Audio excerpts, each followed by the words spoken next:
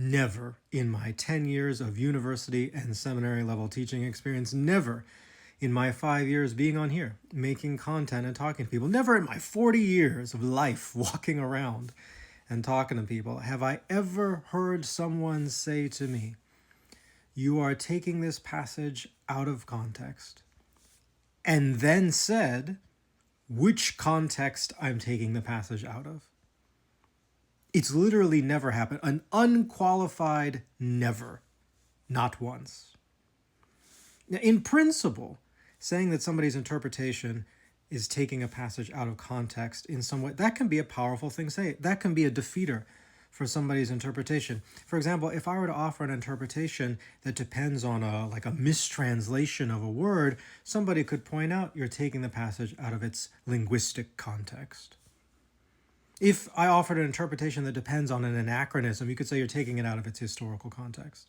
If I offered an interpretation that misidentifies the genre of literature, somehow you're taking it out of its literary context. If I attributed to the author of a text some idea or some theology that they can't have, you're taking it out of its ideological context. But people never say that. They never say that. And that's because when people say you're taking it out of context and they don't clarify, what they really mean is your interpretation is taking the text out of their dogmatic context.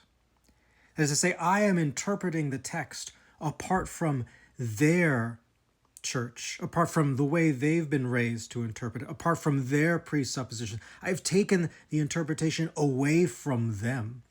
I've taken it out of their dogmatic context, and I've returned it to its original context.